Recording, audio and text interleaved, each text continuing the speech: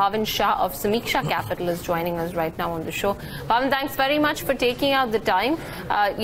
Give us a sense of what kind of advice are you giving to clients at this point?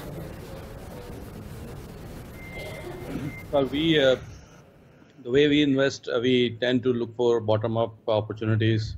And I think there are opportunities are there in the market at this point, even with fairly rich valuations in some segments. So I think we continue to stick to that approach, and we advise investors to if they have patience to deploy money in that fashion, and then that is the best way to go about it. We also have observed that over last 3 years or so, index funds have outperformed most of the large cap funds, and it's becoming increasingly impossible to predict which large cap mutual fund might outperform an index fund. So, we believe that every investor should have an index fund in their portfolio as a way to play large caps. Okay, but just the fact that we're at record highs, Bhavin, does a staggered approach make sense? Or, the push for the markets right now, there's no trigger that can be in negative, because we've seen the US equities also on a continuous basis making record high after record high. So the momentum is there. So one rather not miss out. Well, yeah, see, what has happened is, if you look at India in particular, it would have made perfect logical sense to really sell down on equities post the budget. And that's what happened. However, I think, the way this government functions, they take a decision, then they see what happens, then they get feedback, and then they take corrective action. So while in my view, they have made a lot of mistakes, at the same time, they keep correcting them as well. And so it is prudent not to be out of the market, because, if I had done the logical thing, which is to really reduce my equity exposure post budget, I would have, probably missed that big uptick that happened on the day of the corporate tax cut announcement. So I think that is that is the reason. And the other thing is, when you look at the current interest rates, and when you look at the revised tax rate, if you factor that into basically a equity yield versus bond yield equation, the market is not cheap. It is in our calculation, one standard deviation above the average on this metric, but it is not at the kind of a peak level in that respect.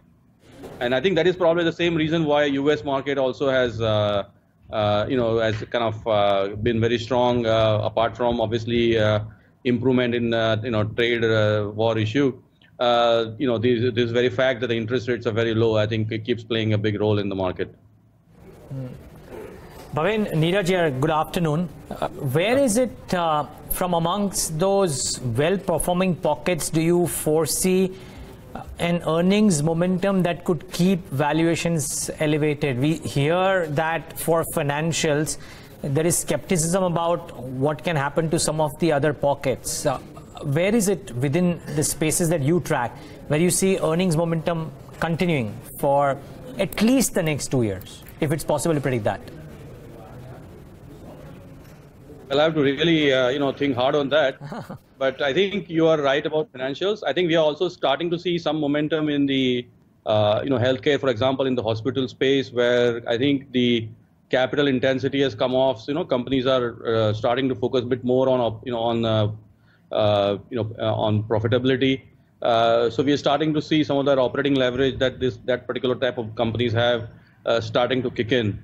I think beyond that, I think it's really going to be depending on the specific companies in each industry where they enjoy a particular type of advantage, whether through cost or pricing power. But I think it's difficult to make an across-the-board statement on that. Beyond that. Okay, let me try and ask this to you. A lot of arguments come in for how, because of the higher ROIC that some of these consumption names would enjoy, the higher multiples will stay. People may be skeptical, but those higher multiples will stay if they manage to grow at the same pace at which they are growing right now. One, is that a legitimate thing? And if so, would it be staple companies like HUL, Dabur, etc., which will continue to find that favor, or would even the other leg, the likes of paint companies, for example, which are Berger and Asian, etc., which are trading at higher multiples, would also continue to stay at those elevated levels? See, I think what has happened is all these companies you mentioned, they've benefited from one common thing, which is the tax cut. So that resulted in a bit of a valuation reset for them. And I think people may get mixed up on that versus and then obviously earlier to that there was that GST change.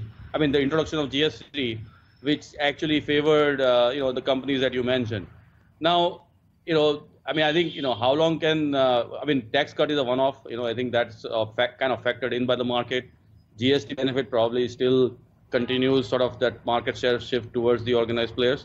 But I think beyond that, it's there is I suspect that if the overall economy, if the economic recovery starts to take hold and the opportunities emerge in relatively more cyclical businesses, then money may shift towards that. And these stocks may actually underperform because I think valuations are definitely absurd by I think by any stretch of imagination. You can forecast till 2050 and basically plug in the realistic volume growth till 2050. India becomes as developed as China today in 25 years. You build in all those assumptions and I think you will still not find value in those names. Okay. It looks like some of the cyclicals are really picking up pace. Metals as a pocket is a lot more active than it was a few months ago. And there are key triggers as well that's coming about. But do you see things, taking some more time to pick up materially on ground with the domestic demand, pricing once again coming back in? Obviously, all of that dependent on what happens with regards to the trade talks. But is this a space to be in, to have exposure in? I don't think I can talk about metal, but I think overall on a broader picture, what I can say is, one of the root causes of what has happened in India has been the credit, availability, right? The slowdown in credit. The whole, crisis started with ILFS. Now, if there are some signs, I think government, it also really pushed that agenda hard recently with, a fair bit of increase in, loan, basically loan approvals and so on. I think the credit growth was slightly better in the latest data. So I think if that picks up, I think that is probably going to be the key factor that will drive the broad-based economy. I think, and you can look at, for example, a very specific, if you look at the rural economy, for example, with a good monsoon, good reservoir capacity, I think the confidence in investing, could increase. Tractor, for example, could be one segment that picks up a bit early. So things like that, I think, and then it starts to spread. So that's how I would think about it. Okay. What about IT? Of late, it's a bit sluggish. Not much has been happening out there. And probably for some time now, high teens kind of growth is something that has already been factored in. What would your take be? I think it's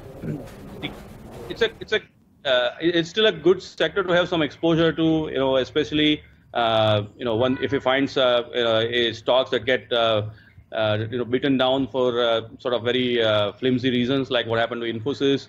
I think it is still not fully recovered to where it was trading before all that whole thing came out.